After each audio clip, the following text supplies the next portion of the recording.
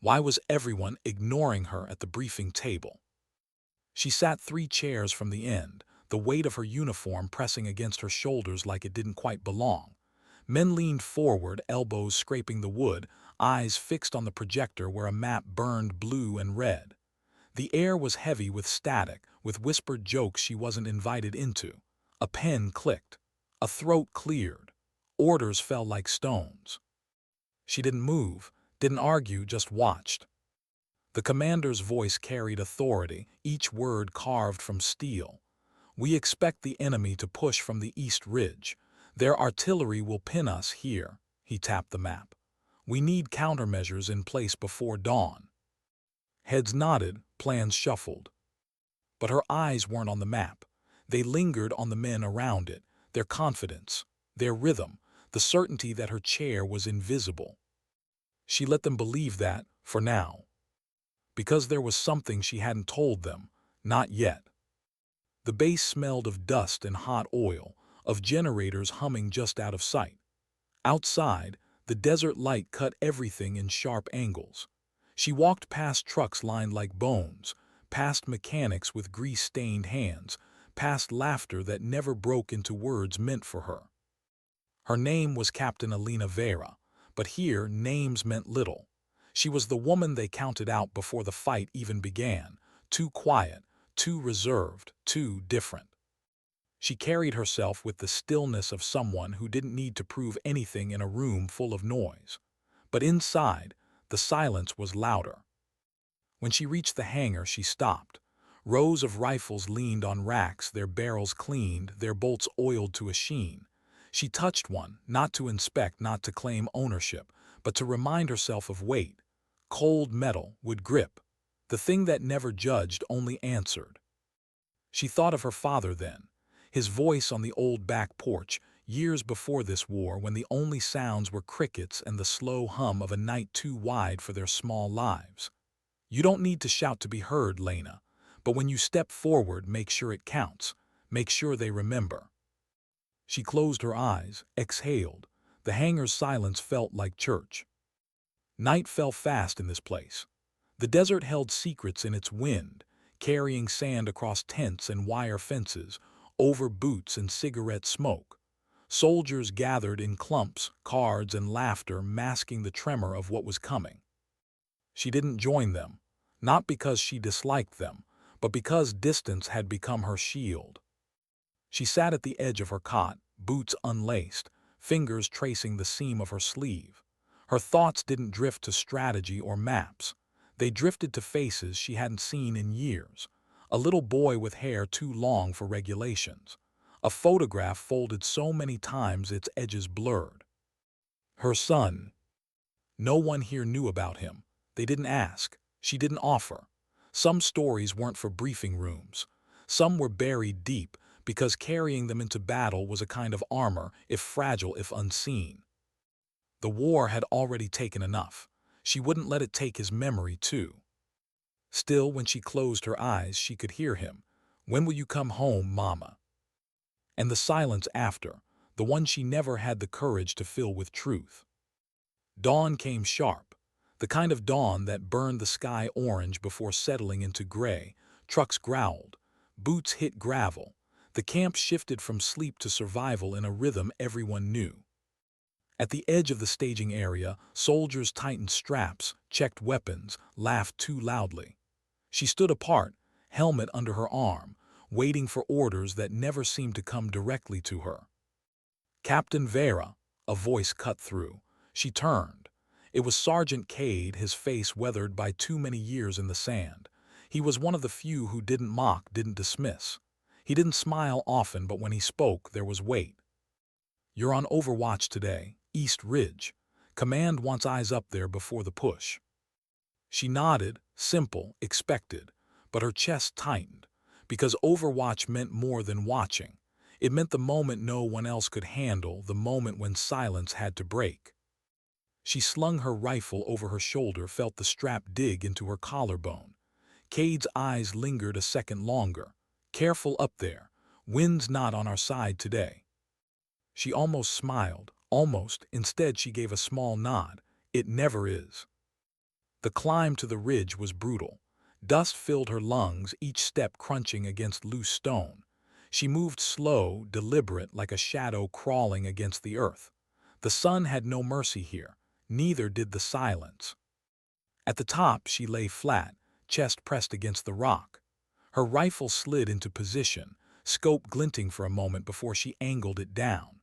The world below unfolded, rows of tents, vehicles, soldiers moving like ants unaware of the storm waiting across the horizon. She scanned, slowly, patiently. The wind tugged at her hair, the sound of it like whispers she didn't want to hear, and then movement, far off, too far for details, just the outline of something shifting in the shimmer of heat. She steadied her breath. In, out. The glass of her scope caught the world, made it smaller, closer. A column, vehicles, shadows of men carrying rifles angled just so. The enemy was already moving. Her radio crackled. Ridge team, report. Her finger brushed the button. She hesitated, because the words she was about to say would change everything. She whispered into the silence, voice steady as stone. They're coming. Back at base, alarms shattered the morning. Orders barked, boots hammered dirt, engines roared to life. Soldiers scrambled, some with fear sharp in their eyes, others with the numb efficiency of too many battles. But her voice, quiet, precise, was the first spark. No one turned to thank her. No one said her name. They just moved, acted, as though her warning had always been expected, as though the war itself had whispered it into their ears. She stayed on the ridge, scope never leaving the horizon. She watched as the first artillery shell tore the sky, the sound swallowing the desert whole. Her heart thudded once, twice, then slowed. Because this was where she belonged. Not at the table, not in the laughter, but here, in the silence before the storm. She adjusted her scope again, eyes narrowing. Something caught her breath. Not the enemy, not the column, something else. A figure among them, too tall, too deliberate, not moving like the others, almost waiting. A memory tugged at her, a story she hadn't told anyone, a name she hadn't spoken in years. Her throat tightened. Could it be? No, not possible. And yet her gut knew. The war was about to shift, and she wasn't ready for the face that had just returned to haunt her through the glass of her rifle. She lowered her breath, let silence carry her weight. Because this wasn't just another mission. This was personal. And no one knew. Not yet. She almost didn't blink, couldn't. The figure in her scope was too familiar, even blurred by distance, even shaped by years of absence. He walked with the same deliberate rhythm, not rushed like the others. His head tilted as though measuring the ground itself, like the terrain spoke to him in a language no one else understood. It couldn't be him. But her pulse told her otherwise. She steadied the rifle, breath caught between inhale and release, the weight of choice trembling at her fingertips. If she pulled the trigger now, if she erased him, the battle might tilt in their favor. A leader cut down early, a chain broken before it could tighten. And yet her finger froze. Because she knew that gait, knew that shadow. Years ago it had walked beside her, shared rations, shared silence, shared plans for a future neither of them believed they deserved. Jonah's. She lowered the rifle a fraction. The desert spun. The man they counted out months ago, dead, captured, lost in enemy hands. Jonah's had been her partner once. Not in romance, not in the way others whispered. No, he was her mirror, her equal.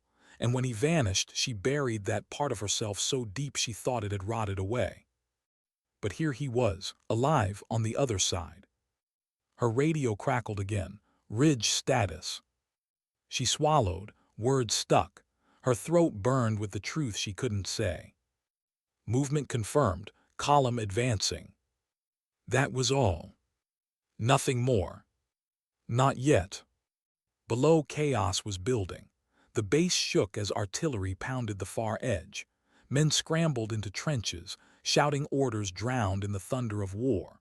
Dust rose like ghosts from the earth, swallowing the sky in brown haze. She stayed still, scope pressed to her eye, tracking every shadow. But her mind wasn't on the column anymore. It was locked on Jonah's, on the question that burned hotter than the sun above her. How? Why? Had he betrayed them, been broken, turned? Or was this something else, something more dangerous? She remembered the night he disappeared, the convoy ambush, the fire that swallowed steel and bone, the search parties that came back with nothing but scraps of metal and one boot half buried in sand. They told her to grieve, to let go, but she never did, not fully. Now grief was replaced by something sharper, suspicion, fear. And somewhere inside, a flicker of hope she didn't dare name. Hours blurred. She barely moved, only shifted enough to keep her blood from freezing. The battle ebbed and roared below, a rhythm of life and death she had grown too used to. But her eyes never left Jonah's.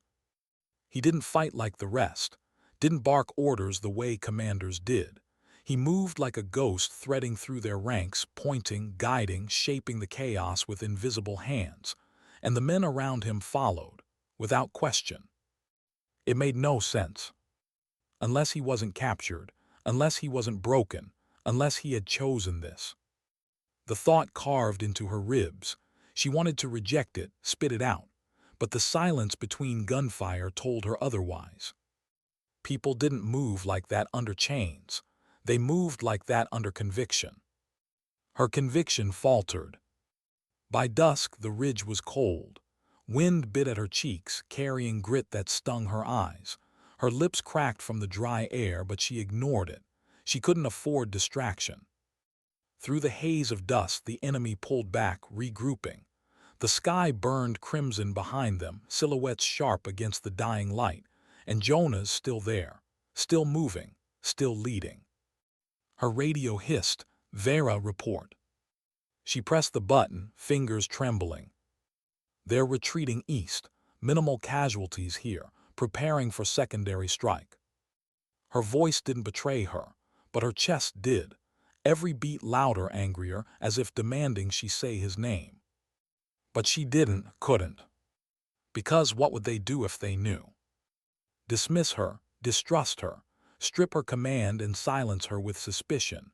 She'd be branded compromised, broken by ghosts of loyalty. And maybe they'd be right. Because she couldn't tell if she wanted Jonah's dead or alive. That night the camp buzzed with the restless hum of survival. Soldiers smoked in clusters, shadows flickering against fire barrels. Someone played a harmonica too soft to cut through the fatigue. Elena sat alone again, helmet beside her, rifle across her lap. The sounds around her faded into static. Her thoughts wouldn't. She replayed Jonas's face in her mind, sharper now, stripped of distance. She remembered his laugh, not loud, not reckless, but dry, edged with disbelief in the world around him. She remembered the way he always carried a notebook, scrawling words he never let anyone read. She remembered him whispering, after one mission went too far, "If we're not careful, Lena, this war won't just take us. It'll make us something else entirely." And she wondered now, was that what happened to him? Had he let the war reshape him? Or had he chosen it willingly? Her chest tightened, because she had seen that choice before, in herself. Every time she looked at the photo of her son and decided not to walk away, every time she stepped into another mission instead of onto a plane home. War demanded sacrifices. But whose choice was it to decide which ones? Sleep didn't come. She lay on her cot, staring at the canvas ceiling of the tent, listening to the muffled snores, the rustle of restless men. Her body begged for rest, but her mind was a battlefield of its own. Jonas's shadow against the horizon. Her son's voice asking when she would come home. Her father's words about stepping forward. They twisted together, tangled so tightly she couldn't separate them. When she finally rose, the camp was silent. Midnight. The desert stretched in endless black. She walked to the perimeter, boots crunching on gravel, air biting against her teeth. A guard nodded as she passed but didn't speak. She leaned against the wire fence, staring into the dark, as though the answers she needed lay hidden in the sand. Her hands tightened on the metal. "What happened to you, Jonas?" she whispered. The desert didn't answer. At dawn, orders came. They were pushing forward, East Ridge, a counterstrike to drive the enemy back before they regrouped. Men cheered, not with joy but with the hollow relief of direction. Action was easier than waiting. Elena stood among them, helmet under her arm, face unreadable. Her silence was mistaken for discipline, but inside her stomach twisted. Because she knew what awaited them east. Not just the enemy, not just blood. Him, Jonas. And this time there would be no distance, no scope, no ridge. Just the impossible choice she wasn't ready to make. She sat in the back of the truck as it rattled across sand, engine growling beneath her. Dust clung to every surface, stinging eyes and throats. Around her, soldiers spoke in fragments, jokes, curses, prayers. One man fingered a rosary. Another stared blankly at the horizon. Sergeant Cade sat across from her. His eyes, always tired, studied her with the kind of silence that knew more than it said. "You ever think," he muttered, voice low so the others wouldn't hear, "that some fights aren't about winning or losing? They're just about what they take from you." Elena looked at him. The question struck deeper than he realized. She almost answered, almost let her guard slip. Instead, she adjusted the strap of her rifle. Every fight takes something. Cade nodded once, like he already knew. The truck lurched forward, carrying them into dawn, into dust, into the unknown. And Elena Vera knew one truth she couldn't share with anyone. This wasn't just another mission.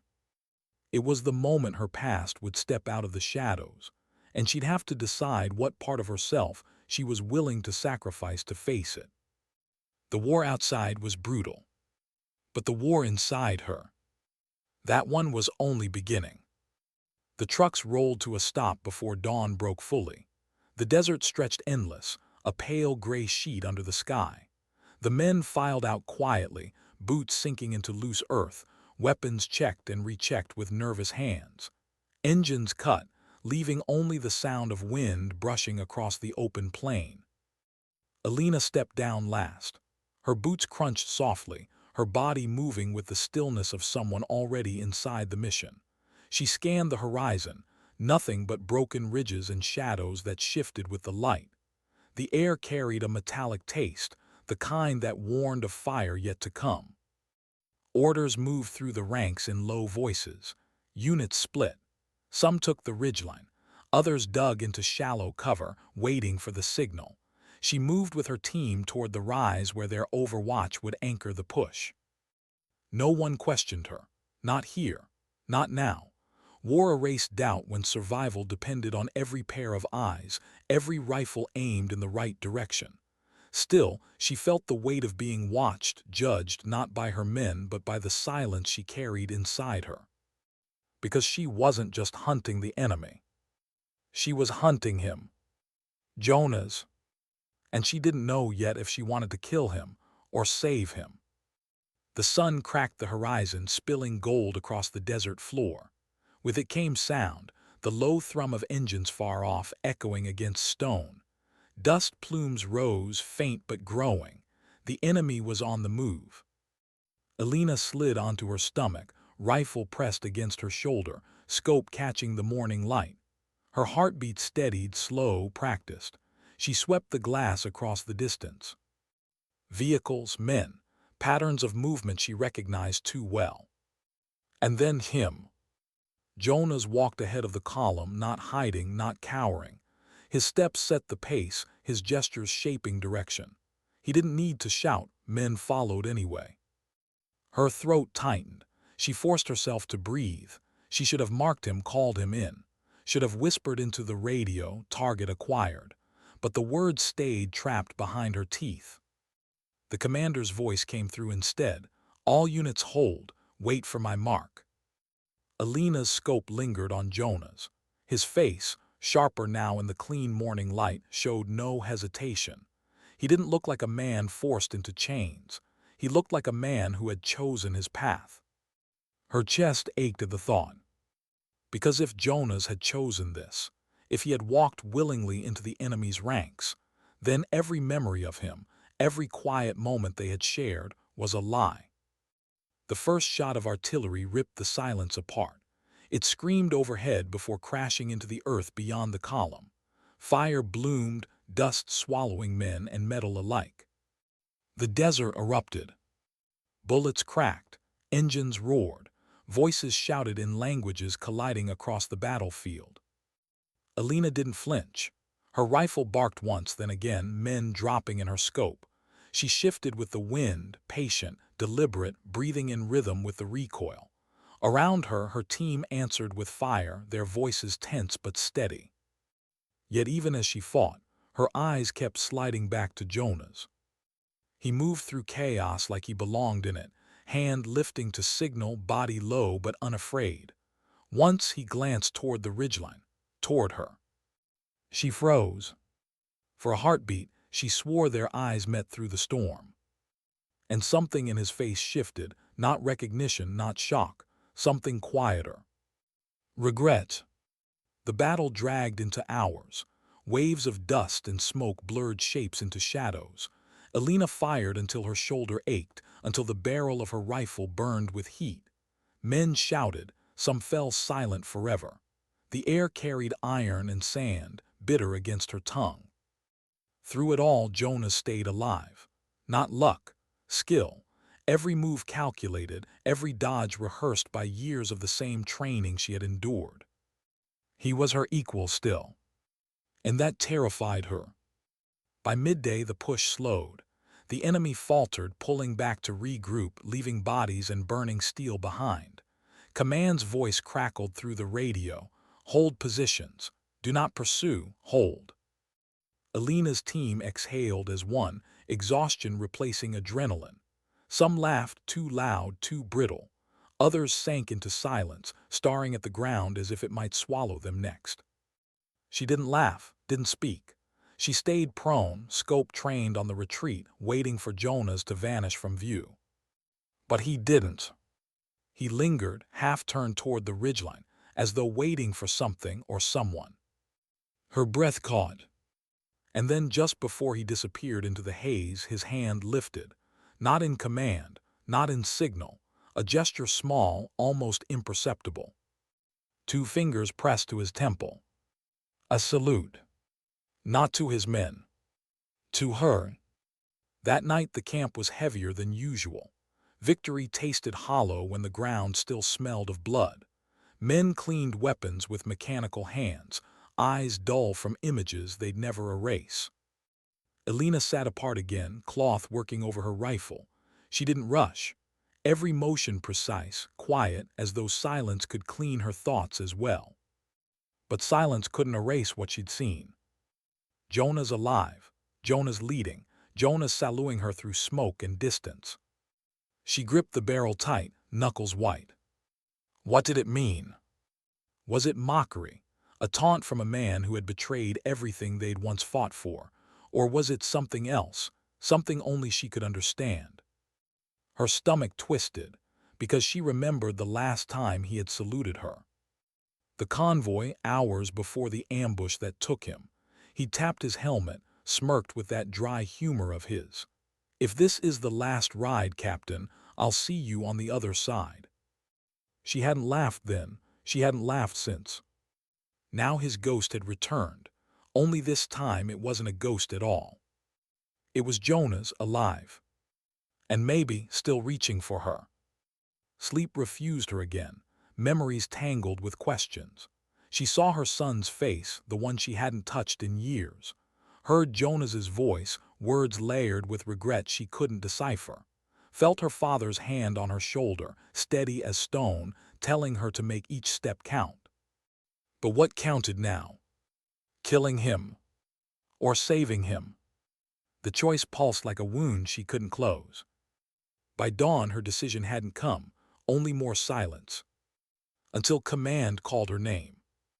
Captain Vera. She stood in the briefing tent, men around her shuffling maps, smoke hanging thick in the air. Command's face was carved from exhaustion, eyes red, jaw tight. You're leading reconnaissance tomorrow, East Ridge again. We need eyes deeper this time, find out where they're regrouping, what they're planning. If you can take a shot at leadership, do it. Her stomach clenched. Leadership. They meant him. Jonas. Her throat burned, but she only nodded, understood. The others didn't look at her, didn't question.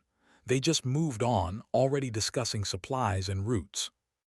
But inside her, the war sharpened. Tomorrow she would step into the ridge again. Tomorrow she would see him again. And tomorrow she might have to choose between ending the man she once trusted or betraying the uniform she wore. When she left the tent, Sergeant Cade was waiting outside. His eyes studied her, heavy with something unspoken. "You all right, Captain?" he asked. She almost lied, almost let the silence shield her again. But the words slipped out, softer than she meant. "What if the enemy isn't who you think it is?" Cade frowned but didn't press. He just nodded slowly, the kind of nod that carried its own ghosts. Then he walked away. And Elena Vera stood alone under the desert sky, the weight of tomorrow pressing down on her chest. She knew what was coming. Another step forward. One that could change not just the battle, but the war inside her. The desert before dawn was a different world. Cold, sharp, empty. Every sound carried farther. Every breath turned into fog. Elena moved with her small unit along the ridge, boots finding purchase on stone worn smooth by wind. Their gear clinked softly, rifles tight against shoulders. No one spoke. The silence wasn't discipline, it was survival. She led them without hesitation, eyes scanning the horizon. On paper, it was a reconnaissance mission. Find enemy positions, mark their movement, return with information to shape tomorrow's battle. But she knew the truth. This was a hunt. For him. By sunrise, they had reached their vantage point. The desert stretched below, painted gold by light breaking over the ridges. Through her scope, Elena caught the first signs of enemy life, smoke curling from hastily built fires, shapes moving against the sand. A temporary camp, set with the efficiency of soldiers who knew they wouldn't rest long. She tracked their movements carefully, committing to memory the rhythm of their patrols, the placement of their vehicles, the way their leaders gathered in shadow. Every detail mattered. Every shadow could shift tomorrow's fight. And then she saw him. Jonas. Closer this time. His face was clearer in the morning light. He hadn't changed as much as she feared. The same sharp lines. The same eyes that once cut through silence with understanding no one else had given her. His hair was longer, his uniform foreign, but he moved with the same precision, the same weight of someone who carried more than his own life. Her stomach tightened. He wasn't a prisoner, he wasn't broken. He was one of them. And the question tore through her like shrapnel. Why? Her radio hissed. Sergeant Cade's voice low and steady. "Captain, do you have eyes on leadership?" She hesitated. The truth lodged in her throat. She could say it. She could whisper his name, let command strike him from a distance. It would be clean, final. But her finger hovered over the button without pressing. "Captain, report," Cade urged again. Her lips moved. Affirmative, target identified, coordinating position. She cut the transmission before her voice could betray the storm inside her. Because she hadn't given them a name, not yet. Hours passed in a blur of dust and silence. The enemy shifted their camp, preparing to move again. Elena's team scribbled notes, marked coordinates, sent fragments of data through bursts of static. But her focus was on Jonas. She watched the way men listened when he spoke, not with the blind obedience of fear, but with respect, trust. He wasn't just surviving among them. He was leading them. The realization burned. Was he a traitor, or had he found something here, a conviction, a cause that their side had lost? She thought of her own men, the weariness in their eyes, the hollow laughter, the prayers whispered in the dark. They fought because they had to, because orders told them to. But Jonas looked like he believed. And belief was more dangerous than bullets. By late afternoon, her team prepared to withdraw. Orders were simple: return by nightfall, bring intelligence, prepare for tomorrow's push. But as they moved, a shift in the wind betrayed them. Sand crunched too loudly under a boot. A shadow moved where it shouldn't. The enemy's patrol turned. Shouts cut the air. Gunfire erupted. Alina's men dropped low, returning fire in bursts. Dust exploded around them, bullets snapping past ears. The ridge offered cover but not safety. They were pinned. "Fall back," she shouted, her voice sharper than usual, cutting through panic. "Stay low, move west." Her men obeyed, scrambling across stone and sand, ducking behind what cover they could find. Alina fired in rhythm, steady, deliberate, buying them seconds with every shot. But then a shape appeared in her scope. Jonas. He was moving toward the fight, rifle raised, directing his men. His eyes swept the ridge, and for a fraction of a heartbeat they locked with hers. Recognition. This time unmistakable. She froze. The battlefield fell away. The gunfire blurred. All she saw was him. And in his face, not anger, not betrayal. Something else. A plea. Her men pulled her back, shouting, dragging her down the slope as bullets tore stone above their heads. They scrambled west, hearts hammering, lungs burning. The enemy's fire slackened, as though someone had ordered restraint. As though Jonas had ordered it. They didn't chase. They let her go. By nightfall, they returned to camp battered but alive. Command praised their escape, demanded the coordinates, planned the next strike. Maps spread across tables, voices sharpened into orders. But Alina didn't hear them. She sat on her cot, hands trembling against her knees, replaying that single look. Jonas's eyes, steady in chaos, his choice to let her live when he could have ended it. It didn't make sense. Why spare her? Unless he was waiting for something. From her. Later, when the camp quieted, Cade found her. He stood at the entrance of her tent, face unreadable in the dim light. "You froze up there," he said, not a question. She looked at him, jaw tight. "I didn't." He studied her, eyes narrowing like he wanted to press but chose not to. Instead, he lowered his voice. "Whatever ghosts you're carrying, Captain, don't let them walk you into a grave. Men follow your silence even when they don't know why. Don't let it betray them." He left before she could answer. She sat alone, the weight of his words settling heavy. Because he was right. Her silence was a weapon, but it could also be her undoing. That night she dreamed. Not of the battle, not of blood, but of Jonas, years ago, before the war hollowed them both. They had sat by a small fire, the desert sky infinite above. He had scribbled in his notebook words she never read. She had asked once what he wrote. "Reminders," he'd said. "Of what?" "That there's still something worth walking toward, even when the world burns." She had laughed then, soft, disbelieving. What could possibly be worth it? He hadn't answered. Now, waking in the silence of her tent, she wondered if she was about to find out. Dawn came with new orders: strike the enemy camp, crush them before they regroup. Alina tightened the straps of her gear, rifle slung across her back, helmet heavy in her hands.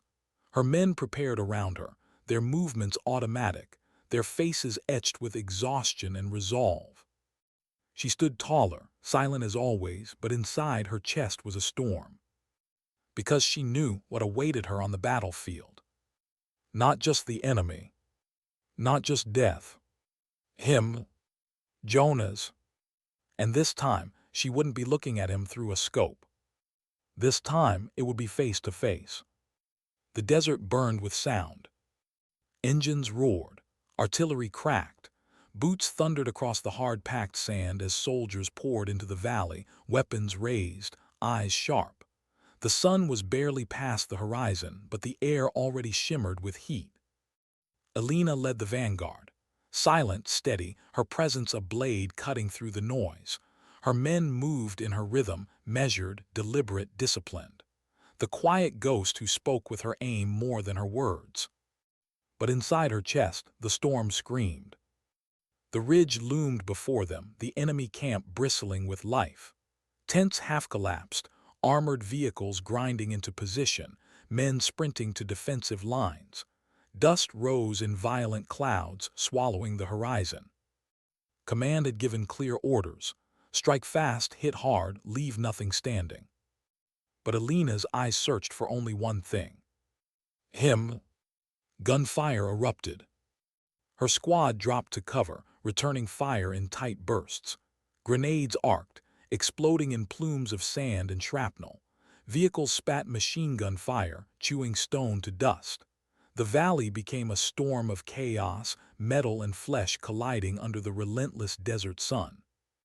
Alina moved like a shadow through it all, rifle steady, each shot purposeful. She didn't waste bullets, didn't waste breath. Men fell in her sights, one after another, faceless in the blur of combat. But then there, through the smoke, through the chaos, she saw him. Jonas, leading. Not hiding, not surviving, leading. He stood on a half-buried vehicle, shouting orders that cut through the roar of battle. His men listened, moved, believed. He wasn't their prisoner. He wasn't their pawn. He was their commander. Her stomach turned to stone. She advanced, every step dragging her closer. Bullets sparked around her. Voices shouted her name. But she kept moving, silent, eyes fixed only on him. Closer, closer, until the battle folded around them like a storm wall, and suddenly, they stood face to face. For the first time in years. He raised his rifle, but slowly, deliberately, not to shoot, to measure her. Alina, he said. Her name spoken like a memory, like a wound. The sound of it nearly buckled her knees. She said nothing, couldn't. Her throat burned with words unsaid, years of silence pressing like iron. His eyes searched hers, not with the cold certainty of an enemy, but with the desperate intensity of someone reaching across an abyss. You shouldn't be here, he said. The world cracked around them. Explosions shook the ground. Screams tore through the dust. Yet in that space, just a few feet apart, it felt like everything had gone silent. Alina's rifle was raised. Her finger brushed the trigger. One breath and she could end it, end him. But she didn't. Her lips parted, voice low, hoarse from disuse. Why? One word, shaking, demanding. His expression faltered, pain flickering across his face. Because the war you're fighting isn't the one you think it is. Her chest clenched, rage surged hot and blinding. You left us, you left me. He shook his head, sand whipping in his hair. No, I found the truth, and if you'd seen what I've seen. She stepped closer, cutting him off, eyes blazing. You're fighting against your own, against everything we bled for. Tell me what that makes you, Jonas, a traitor, or just a coward. The word hit him harder than bullets. His jaw tightened, but he didn't raise his weapon, didn't step back. Instead, he whispered, almost pleading, it makes me free. Her hand trembled against her rifle. Every instinct screamed to fire, to silence him before his words burrowed deeper, to prove her loyalty with action. But another voice whispered, quieter, crueler. He let you live twice.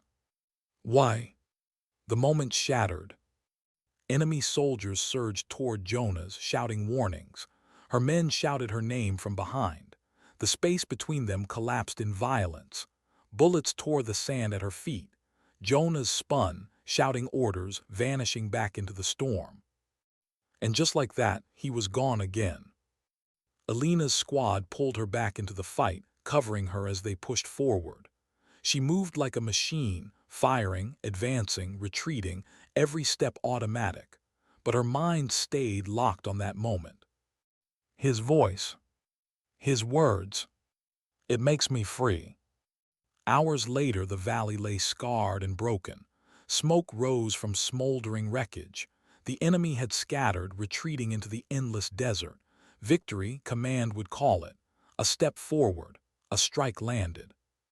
But Alina knew better, because she had looked into Jonas's eyes. And she hadn't seen defeat. She had seen conviction. Unshakable, unbreakable. And for the first time, doubt clawed at her chest like fire. That night the camp buzzed with hollow celebration. Men laughed too loudly, drank too much, shouted songs into the smoke-filled air. Victories were rare, and they clung to them like lifelines.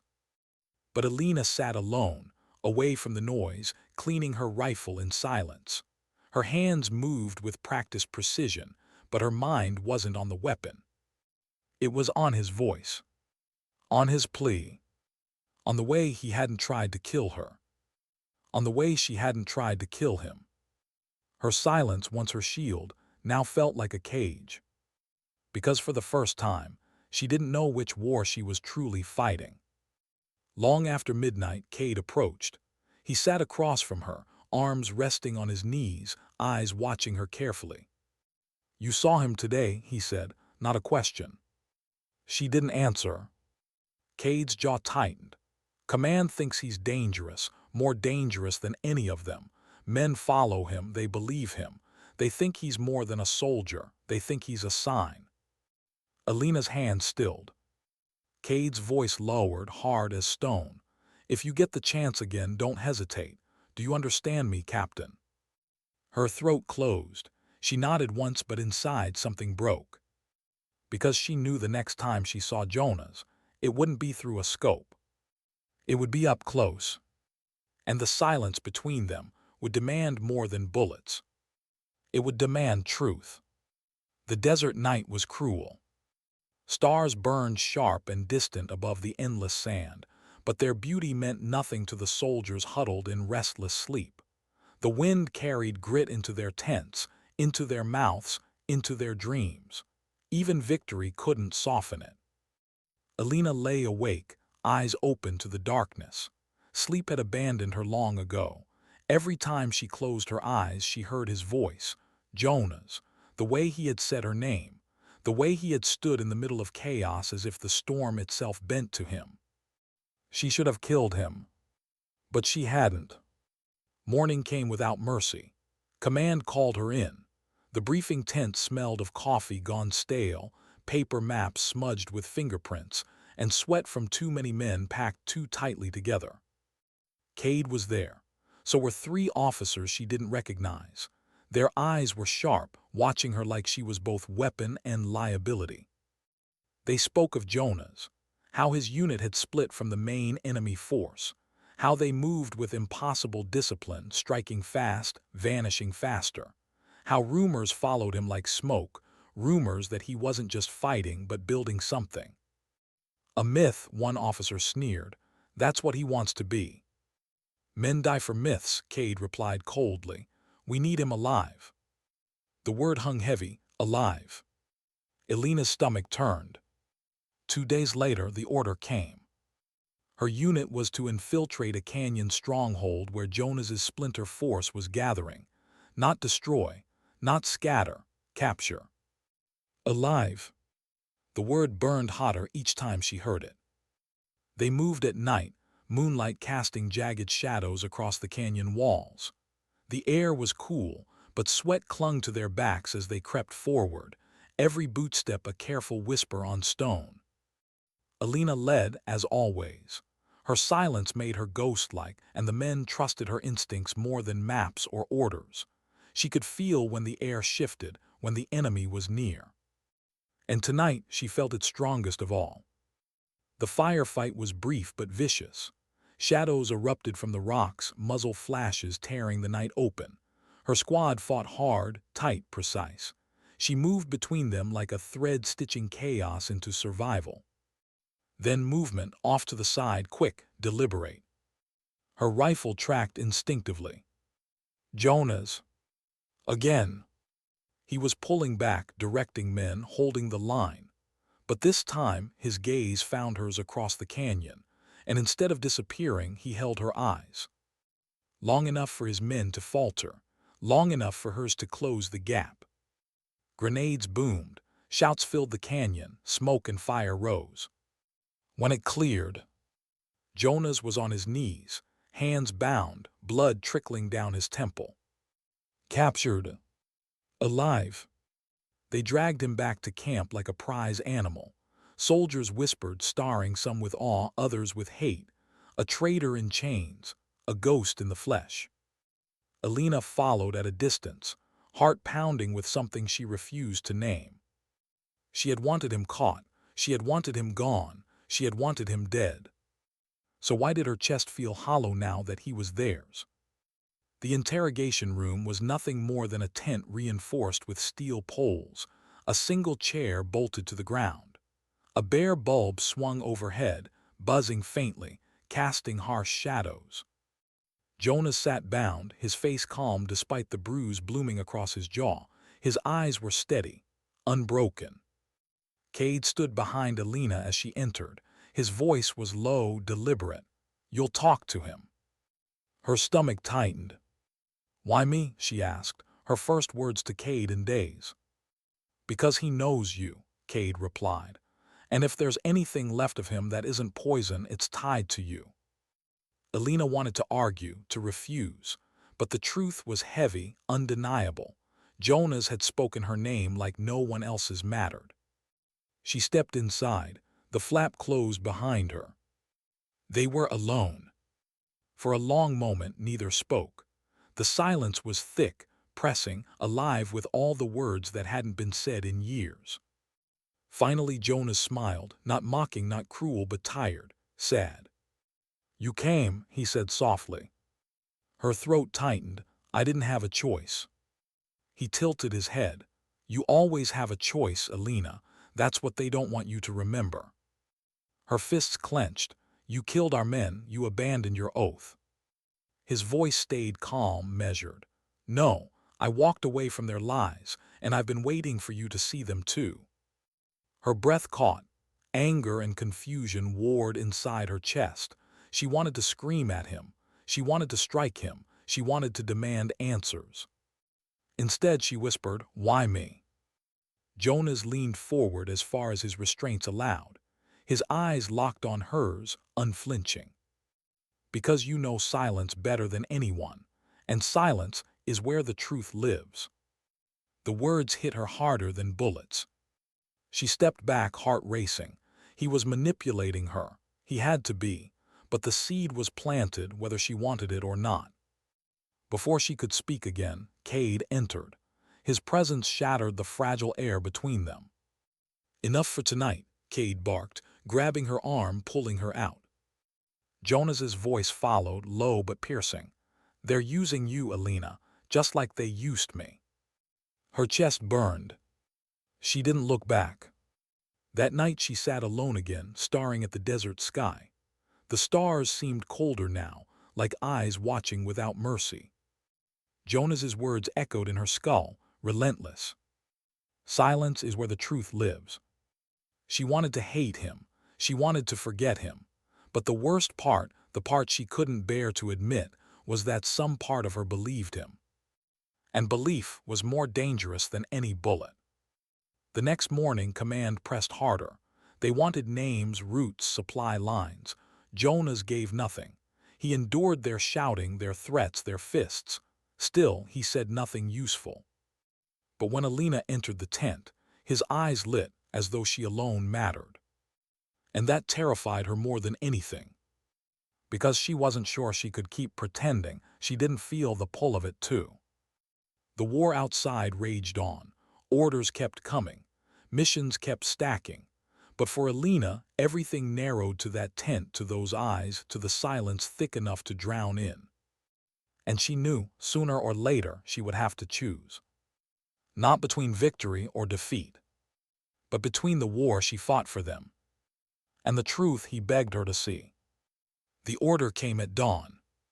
The desert was still, painted in muted blue, the sun a faint glow on the horizon. Soldiers gathered in half-silence, their faces drawn, their eyes carrying the exhaustion of too many nights without rest. Command's voice was flat when it reached Alina. There was a convoy moving supplies through a hidden route. Her unit would strike it, quick, ruthless, absolute. But Jonas had whispered something the night before, when the guards had been careless. They're not moving weapons, they're moving families. Alina hadn't responded then, she hadn't dared. But the words clawed at her now, burrowing under her skin as she checked her gear, as she tightened her boots, as her men looked to her for the wordless calm they depended on. Families. Not soldiers, not enemies, families. She didn't know if it was true. She didn't know if he was lying, twisting her with the same precision he used to cut through the battlefield. But she knew this. Jonas never lied without purpose. They moved at first light, boots crunching on hard sand, the world awash in pale gold. The canyon stretched before them, long and narrow, the perfect place for an ambush. Her men set charges, checked rifles, eyes sharp. No one questioned the order. But Alina's chest tightened with every heartbeat. She scanned the horizon. The wind carried faint dust plumes, engines, the convoy was coming. Captain Cade's voice was low, steady. His eyes searched hers. "We're ready." She nodded, her silence meant go. And yet inside, everything screamed stop. The convoy appeared, shadows emerging from the haze. Trucks, armored vehicles moving slow. No banners, no signals. Her squad waited poised. Fingers hovered over triggers. The charges were primed. Then Alina saw it. The back of a truck half covered, the briefest glimpse, a child's hand clutching the edge of canvas. Small, fragile. Her stomach dropped. Families. It was true. Time froze. She could give the signal. One gesture and fire would consume the canyon. Soldiers, civilians, children, gone. Or she could stop it, defy command, break the chain. Her hand trembled. Sweat burned her palms. Her heart slammed against her ribs. Captain Cade hissed, "Urgent now. What are you waiting for?" Her eyes locked on the child's hand, on the dust-smeared trucks, on the quiet faces inside, trusting the road to carry them. She lowered her hand. "No," she whispered. Cade's head snapped toward her. "What?" Her voice broke through the silence, raw and steady. "Stand down." The men froze. Confusion flashed. Orders were orders, but her tone carried weight, and her silence had always been their anchor. Still, Cade's eyes hardened. "That's command's convoy. You know what they said." Alina shook her head. "That's not what it is." "How do you know?" She looked straight at him, the truth cracking out of her. "Because he told me." The words fell heavy, more dangerous than any bullet. Cade stared at her, betrayal and disbelief twisting across his face. "You listened to him," he said, voice low, shaking with rage. She didn't answer, she didn't need to. The convoy rolled past, slow, uneventful, dust rising behind them, swallowing their trail. And the charges never went off. When they returned, the camp was colder than the desert night. Whispers followed Alina. Soldiers avoided her eyes. The silence she had built her legend on now felt poisoned, brittle. Command's questions came sharp, relentless. Why hadn't she fired? Why had she disobeyed? Why had she let the enemy pass untouched? She gave them nothing. No words. Only silence. But inside she burned with fear, with doubt, with the terrible knowledge that her silence had finally betrayed her. That night she went to the tent. Jonas sat as always, bound, bruised, eyes sharp as knives. He saw her and his lips curved, not in triumph, not in cruelty, but in quiet recognition. "You saw them," he said softly. Her fists clenched. "You lied to me before about many things, How do I know this wasn't another? His gaze didn't waver, because you didn't pull the trigger. The words sank deep, cutting past her defenses. She wanted to scream at him, to demand why he had dragged her into this war inside herself. But all she could do was stand there, silent, her chest rising and falling too fast, too hard. Jonas leaned forward, his voice low, intimate, dangerous. They told us we were saving the world, but all we've done is burn it. You feel it, don't you? The cracks, the lies, the weight of it all. Her throat ached. I feel lost. The confession slipped out before she could stop it. Jonas's eyes softened. Then you're closer to the truth than anyone else out there. The flap opened. Cade stepped in. His face was thunder. He looked between them, the silence thick enough to choke on. You're finished, Captain, he said. His voice was low, trembling with fury. You've crossed the line. Elena's heart lurched. For the first time, real fear wrapped its hand around her throat. Cade turned to the guards. Lock her down. The words echoed like gunfire. They stripped her of her rifle, her gear, her command. The woman they had once followed in silence was now dragged through the camp in chains of her own. Soldiers averted their eyes, ashamed, confused, afraid. She had led them through storms, through fire, through victories they shouldn't have survived. But now she was the storm. Alone. The cell was dark, walls of canvas and steel, the air heavy with dust.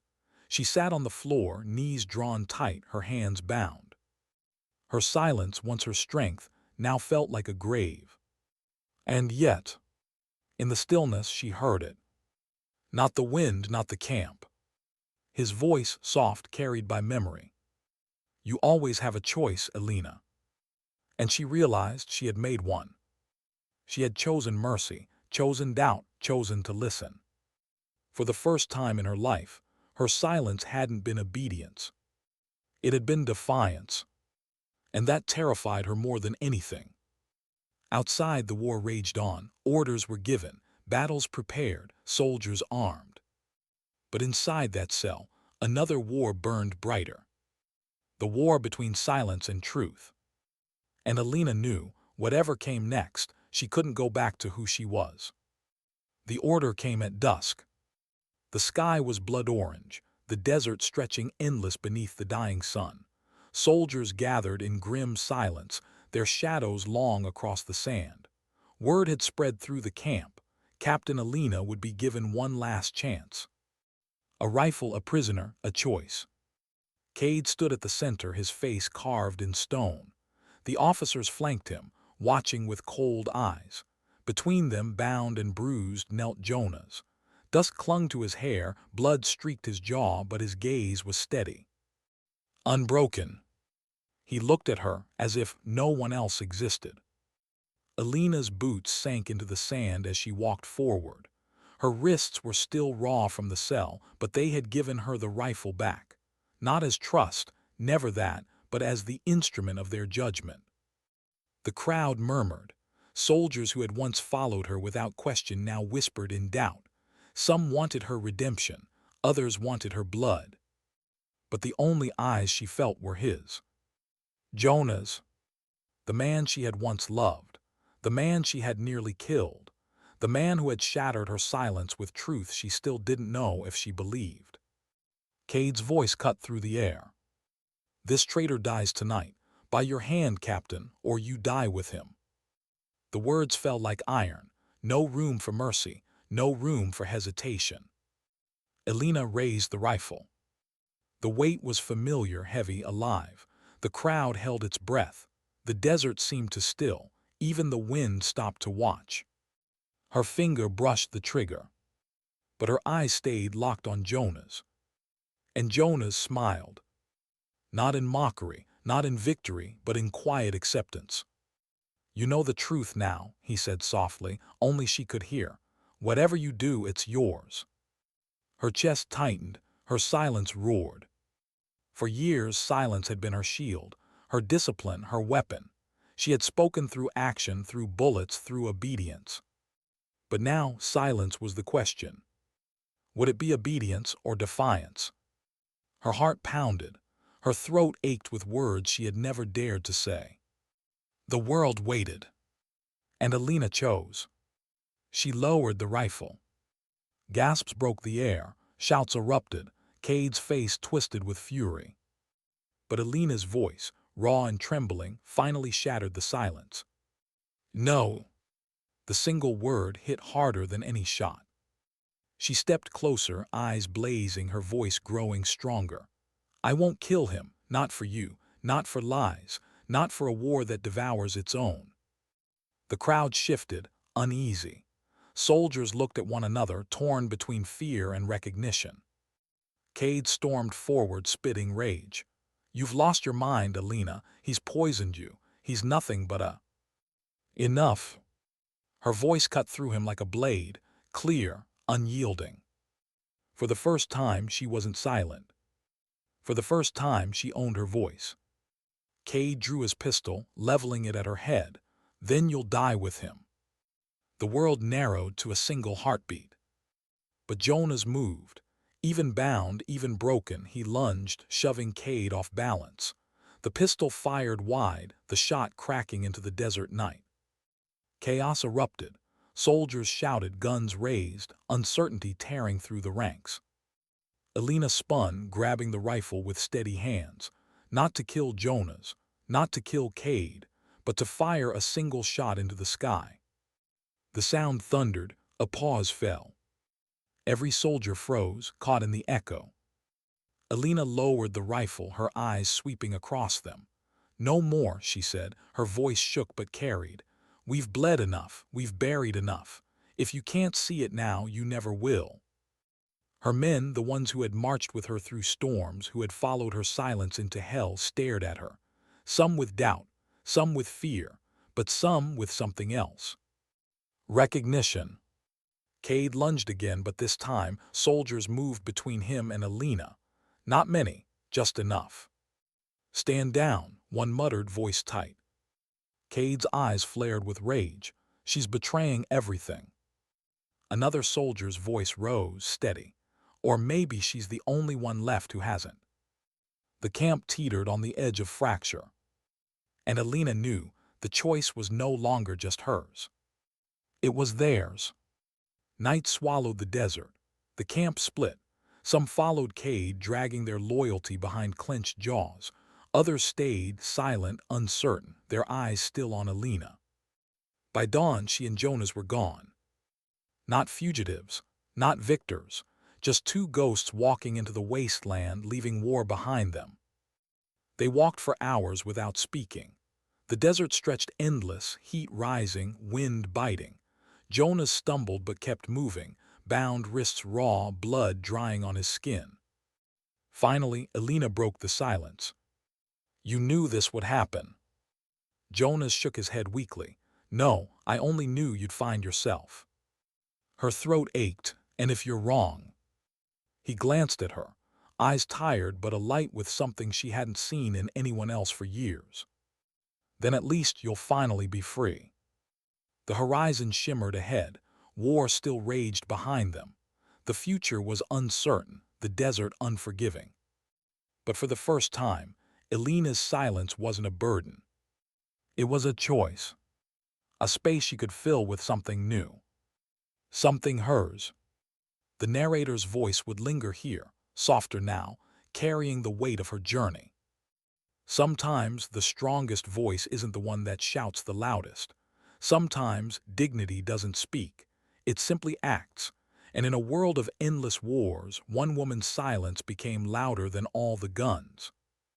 The screen would fade on her silhouette, walking into the desert, rifle slung, unbroken despite the weight she carried. No final battle cry. No anthem. Just the sound of footsteps in sand. And silence.